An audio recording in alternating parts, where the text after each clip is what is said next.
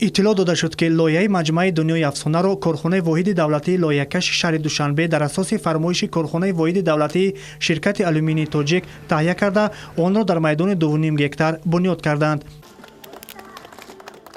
Ассалому алайкум муҳтарам ҷаноби Алӣ, хуш омадед ба дунёи афсона. Наврӯз мубарак.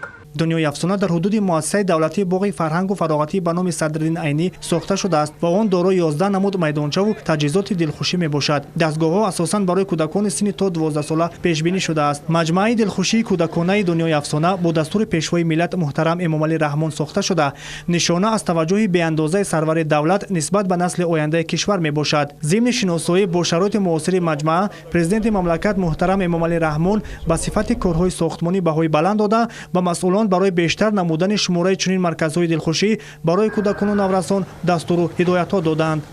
дар як тарафи маҷмӯаи зикршуда пайкараҳои азимҷуссаи динозаврҳо гузошта шудааст ки онҳо бо қувваи барқ ҳаракат карда садо мебароранд. сохтани ҳайкалҳои қаҳрамонҳои афсонавӣ дар ҳудуди маҷмӯа олами афсонаи кӯдаконро боз ҳам рангин мекунад.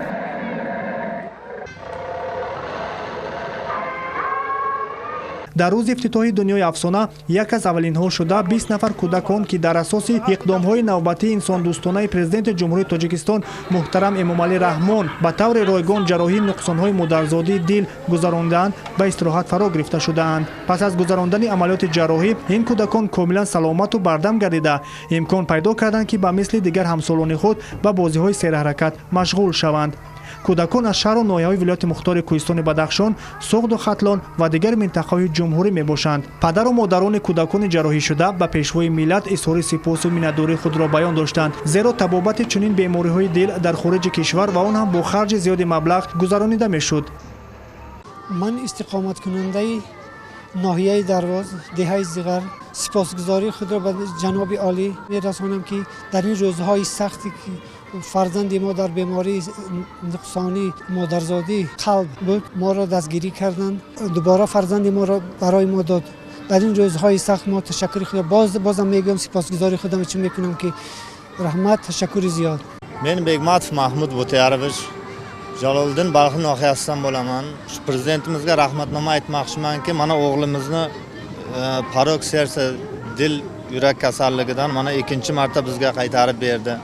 Biz prezidentimizga o'zimiz nomimizdan, qolaversa oila a'zolarimiz nomidan katta rahmatnoma aytmoqchiman. Shuni shunchagami. Rahmat prezidentga.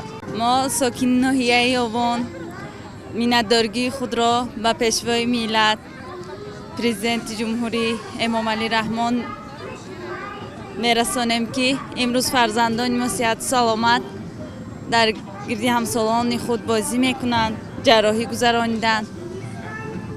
شکرانه میکنیم از چنین سرور غمخوار مهربان.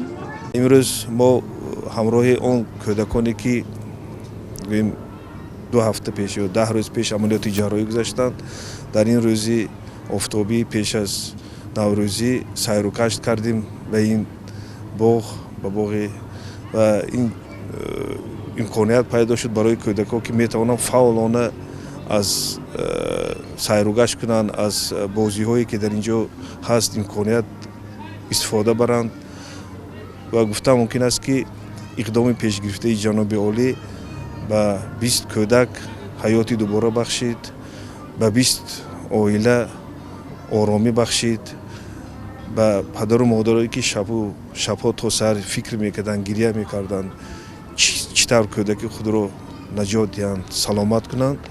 فکر میکنم این مشکلات از بین این عائله ها رفت و ما آماده هستیم اون تیمی که در مرکز جمهوری جراحی دل و رگ‌ها کار میکند دستگیری کنیم اون اقداماتی که جناب عالی پیشنهاد میکنند. ما آماده هستیم شب و روز کار کنیم برای بهتر کردن وضعیت سلامتی کودکان از عائله کم‌زاد.